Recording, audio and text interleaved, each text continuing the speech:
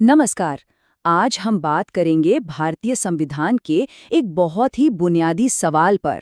नागरिकता मतलब ये कौन तय करता है कि कोई व्यक्ति भारत का नागरिक है या नहीं? ये अधिकार आखिर है किसके पास? तो सीधा सवाल यही बनता है कि भाई भारतीय नागरिकता पर कानून बनाने की जो अल्टीमेट पावर है वो किसके हाथ में है।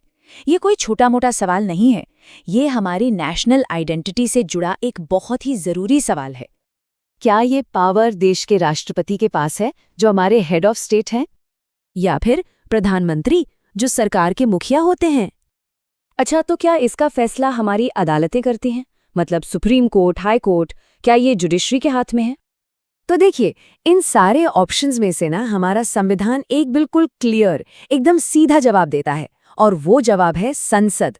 जी हाँ, ये पावर सिर्फ संसद के पास है।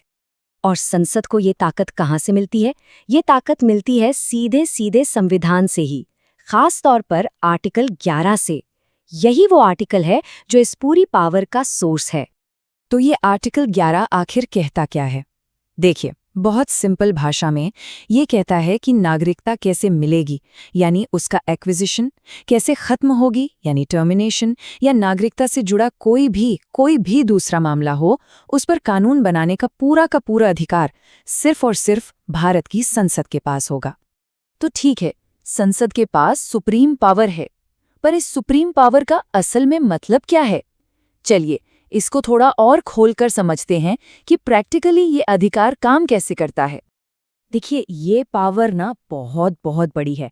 इसका मतलब ये हुआ कि संसद ही तय करेगी कि नागरिकता मिलेगी कैसे, वो कौन से हालात होंगे जिनमें किसी की नागरिकता छीनी जा सकती है, और तो और जो एनआरआई हैं या भारतीय मूल के लोग हैं, उनके लिए क्या नियम कानून होंगे। मतलब नागरिकता से जुड़ा A to Z सब कुछ संसद के कंट्रोल में है। संविधान में लिखी ये जो लाइन है ना, ये बहुत पावरफुल है। इसका सीधा सा मतलब ये है कि संविधान का कोई दूसरा हिस्सा या कोई और कानून, कोई भी नागरिकता के मामले में संसद की इस स्पेशल पावर को कम नहीं कर सकता, उसे लिमिट नहीं कर सकता। ये पावर पूरी तरह से एक्सक्लूसिवली संसद के पास ही रहेगी। चलिए, अब एक रियल लाइफ एग्जाम्पल देखते हैं कि कैसे संसद ने अपनी इस कॉन्स्टिट्यूशनल पावर को यूज किया। तो ये देखिए, पूरी चेन एकदम साफ है।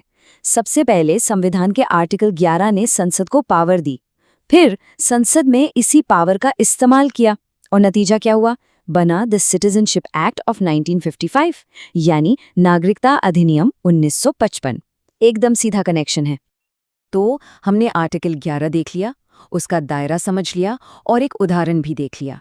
इन सब के बाद सबसे जरूरी बात, मतलब जो कोर टेक अवे है, वो क्या है? बस एक लाइन में अगर समझना हो तो वो ये है, भारतीय नागरिकता को लेकर कोई भी कानून बनाने का अधिकार सिर्फ और सिर्फ संसद के पास है।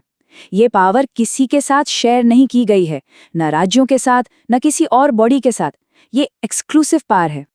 अच्छा, तो संसद ने जो ये 1955 का एक्ट बनाया है ना, उसी में बताया गया है कि नागरिकता कैसे कैसे मिल सकती है। कुल 5 तरीके हैं: जन्म से, वंश के आधार पर, रजिस्ट्रेशन से, नेचुरलाइजेशन से, और अगर कोई नया इलाका भारत में शामिल हो जाता है तो वहाँ के लोगों को।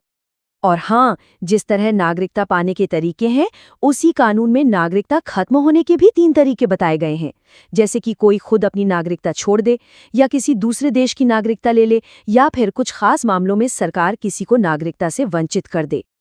तो ये सब जानने के बाद आखिर में एक बड़ा सवाल दिमाग में आता है ना, कि आखिर हमारे संविधान निर्माताओं ने नागरिकता जैसा इतना बड़ा और सेंसिटिव मुद्दा, इसकी पावर सिर्फ और सिर्फ संसद को ही क्यों दी, किसी और को क्यों नहीं? इस सवाल पर सोचना हमें अपने संविधान के पीछे की सोच को, उसके डिजाइन को और गहराई से समझने का मौका देता है।